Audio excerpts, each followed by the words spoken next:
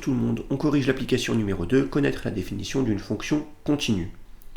Dans cet exercice, on considère une fonction f qui va être définie par morceau. En fait, f de x va être définie de manière différente selon l'intervalle auquel va appartenir la variable x. On rappelle la définition de la continuité en un point. Donc on considère une fonction f définie sur l'intervalle i de r et a un élément de i. Donc on dit que f est continu en a si la limite de f de x quand x tend vers a est égale à f de a.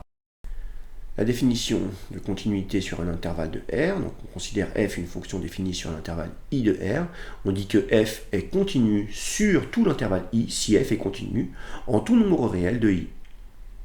Voilà pour les définitions. Les propriétés.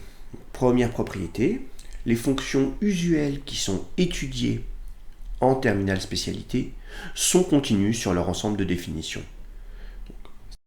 Les fonctions polynômes sont continues sur R, la fonction exponentielle est continue sur R, la fonction racine carrée est continue sur R+, attention, elle ne sera pas dérivable en 0. Donc les fonctions inverses trigonométriques et la fonction logarithme népérien sont continues sur leur ensemble de définitions. Deuxième propriété que l'on admet, donc i un intervalle de R, soit f une fonction définie sur i et obtenue par somme produit quotient ou composée de fonctions continues, est continue sur i. Ça fait vraiment beaucoup de fonctions. On se demande bien qu'est-ce qui nous reste qui pourrait ne pas être continu. Eh bien les fonctions définies par morceau par exemple. Alors première question, déterminer la valeur de b pour que la fonction f soit continue en 0.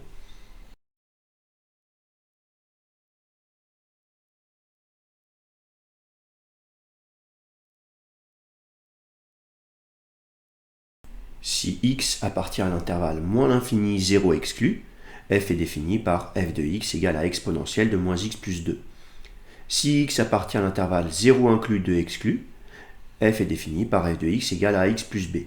Pour étudier la continuité de f en 0, il va falloir étudier les limites donc, de la fonction f en 0 par valeur inférieure et par valeur supérieure à 0.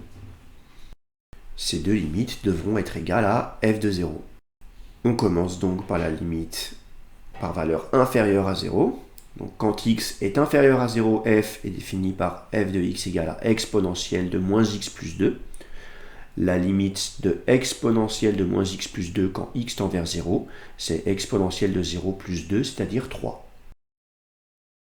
Passons maintenant à la limite donc en 0 par valeur supérieure. Donc quand x est supérieur à 0, f est défini par f de x égale à x plus b. La limite en 0, c'est b.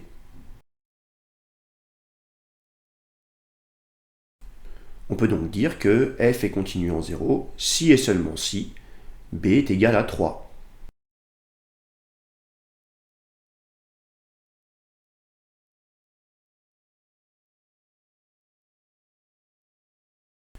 Voilà, pourquoi est-ce que les limites à gauche et à droite doivent être égales? Parce que la limite à droite, quand x tend vers 0 par valeur supérieure, c'est tout simplement f de 0.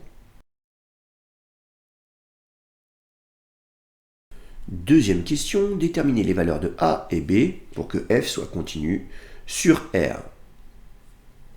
Alors, on rappelle donc la manière dont est définie la fonction.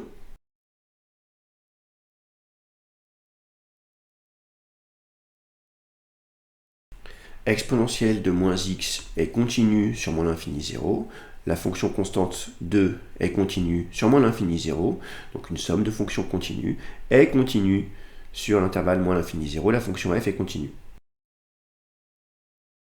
Pour que la fonction f soit continue sur R, il faut qu'elle soit continue en 0 en particulier.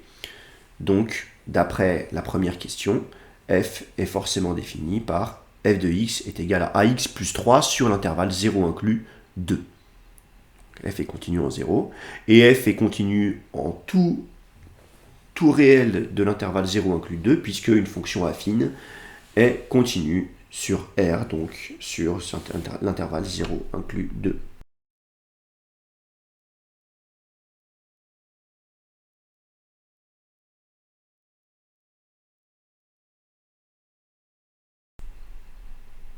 Sur l'intervalle 2 inclus plus l'infini, f est défini par une fonction polynomiale du second degré.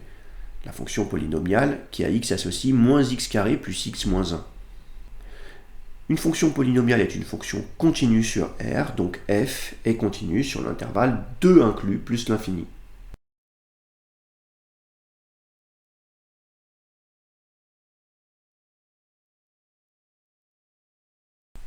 Pour prolonger ce résultat sur R, on n'a plus qu'à déterminer la limite de f de x quand x tend vers 2 par valeur inférieure. Il va falloir que ça soit égal à f de 2.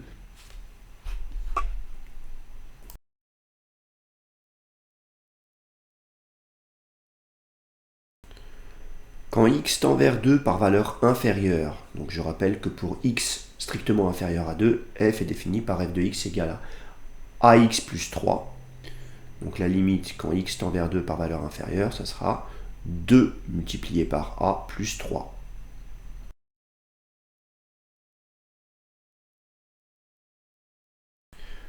La limite quand x tend vers 2 par valeur supérieure, c'est f de 2. Par le calcul, on trouve moins 3. Donc pour que f soit continu sur R, il faut que f soit continu en 2. Et f est continu en 2 si et seulement si 2a plus 3 est égal à moins 3. Donc il faut résoudre cette équation en A.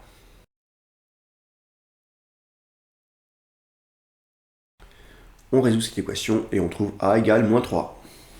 On n'a plus qu'à conclure. Pour que f soit continu sur R, eh bien, il faut que f soit continu en particulier en 0 et en 2, puisque ailleurs il n'y a pas de problème.